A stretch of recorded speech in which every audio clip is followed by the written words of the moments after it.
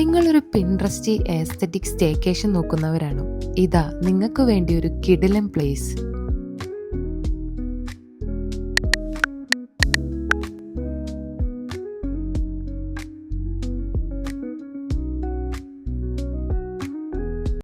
പതിനൊന്ന് മണിക്ക് വീട്ടിൽ നിന്ന് ഇറങ്ങാമെന്ന് വിചാരിച്ചിരുന്ന ആൾക്കാരാണ്. സമയം ഇപ്പം 12 മണിയായി.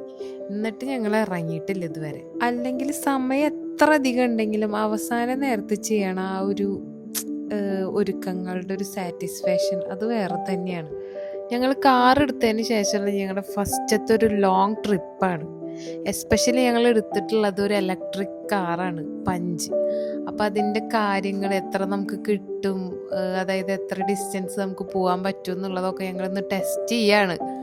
അപ്പോൾ ഫസ്റ്റ് തന്നെ ഞങ്ങൾ ഈ ഒരു സ്ഥലം ചൂസ് ചെയ്യാൻ തന്നെ കാരണം അത്രയും റീൽസൊക്കെ കണ്ടപ്പോൾ അത്രയും ഇഷ്ടപ്പെട്ടു പോയി. അതാണ് ഞങ്ങൾ ഈ ഒരു സ്ഥലത്തേക്ക് തന്നെ പോവാന്ന് ആദ്യം തന്നെ പ്ലാൻ ചെയ്തത്. 1 മണിക്കാണ് ഞങ്ങളുടെ ചെക്ക് ഇൻ ടൈം പറഞ്ഞിട്ടുണ്ടായിരുന്നത്. പക്ഷേ തൃശ്ശൂർ കഴിഞ്ഞിട്ടും സമയം ഇപ്പോൾ 1 മണിയായി. അപ്പം ഞങ്ങൾ 1 മണിക്ക് എത്തില്ല എന്നുള്ളത് 100% ഷുവറാണ്. കറക്റ്റ് 2:15 കൂടി ഞങ്ങൾ അവിടെ എത്തി. ഫസ്റ്റ് ഇംപ്രഷനിൽ തന്നെ ഭയങ്കരമായിട്ട് ഇഷ്ടപ്പെട്ടു. ഒരു കാമായിട്ടുള്ളൊരു പ്ലേസ്.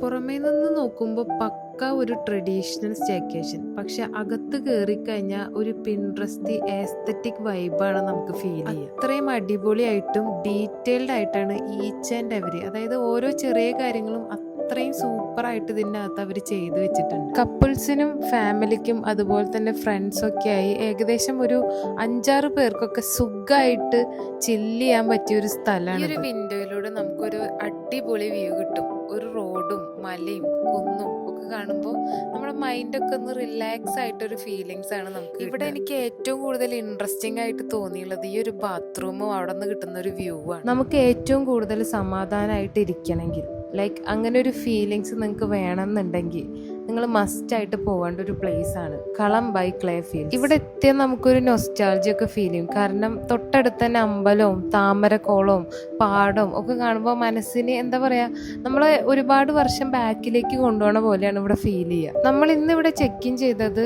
ഉച്ചയ്ക്ക് 1 മണിക്കാണ്. അപ്പം നമ്മുടെ check out time next day 11 മണിക്കാണ്. അപ്പം നമുക്ക് ഇവിടെ നിന്ന് നമുക്ക് ഫുഡ് പ്രൊവൈഡ് ചെയ്യും. അതിൽ വരുന്നത് lunch, dinner, then breakfast. Evening ആയാൽ നമുക്കൊരു ടീയും കൂടി ഇവിടെ അവൈലബിൾ. എല്ലാം നല്ല ഹോംലി ടേസ്റ്റി ഫുഡായിരുന്നു. അതെടുത്ത് പറയേണ്ട ഒരു കാര്യം തന്നെയായിരുന്നു കേട്ടോ. നമുക്ക് വീട്ടിൽ നിന്ന് മാറി നിന്നു എന്നുള്ളൊരു ഫീലിങ്സ് ഉണ്ടാവില്ല, എസ്പെഷ്യലി ഫുഡിൻ്റെ കാര്യത്തിൽ. വൈകിട്ട് 5 മണി 5:30 ആ ഒരു സമയത്താണ് നമുക്ക് ഇതിൻ്റെ ഒരു ബ്യൂട്ടി ശരിക്കും മനസ്സിലാവും. ഒരു ഗ്ലാസ് ചായയും പിന്നെ നമുക്ക് ഇഷ്ടപ്പെട്ട ഒരാളുടെ കൂടെ അടുത്തിരുന്ന് ഇത്രയും പ്രകൃതി രമണീയമായിട്ടുള്ള ഒരു സ്ഥലത്ത് ഇരിക്കുമ്പോൾ കിട്ടുന്ന ഒരു സമാധാനം ഉണ്ടല്ലോ, അത് വേറെ. സൈഡിലെ ആ പാടവും പിന്നെ നേരെ നോക്കി കാണുന്ന മലകളും തൊട്ടപ്പുറത്ത് തന്നെ അമ്പലം ഉള്ളതുകൊണ്ട് അതിന് ഭംഗി കൂട്ടാം. അമ്പലത്തിലൊരു ഭക്തിഗാനം. ഞങ്ങൾ അവിടെ വെച്ച് കുറച്ച് ഫോട്ടോസൊക്കെ എടുത്തിട്ടുണ്ടായിരുന്നു. അതിനുശേഷം പിന്നെ പാടത്തേക്കൊക്കെ ഒന്ന് ഇറങ്ങി അതിൻ്റെ ഭംഗിയൊക്കെ ഒന്ന് ആസ്വദിക്കാൻ വേണ്ടിയിട്ട് നമ്മൾ ജസ്റ്റ് ഫ്രീ ആൻഡ് റിലാക്സ് ആയിട്ട് നടക്കാൻ നമുക്ക് കുറേ ടൈം പറ്റും. നമുക്ക് പിന്നെ അവിടെ സൈക്ലിങ്ങിനുള്ള ഒരു ഓപ്ഷനും കൂടി ഉണ്ട്. പിന്നെ അത് അവിടെ ഒരു ഊഞ്ഞാലും ഉണ്ട്. നമുക്ക് സൈക്കിളൊക്കെ എടുത്ത് അടുത്തുള്ള സ്ഥലങ്ങളിലൊക്കെ ഒന്ന് ജസ്റ്റ് കറങ്ങിയിട്ടൊക്കെ വരാൻ പറ്റും. ഫുഡ് കഴിക്കാറായ അവിടെ നിനക്ക് ഇങ്ങോട്ട് കിടക്കാൻ അനുവാദമില്ല.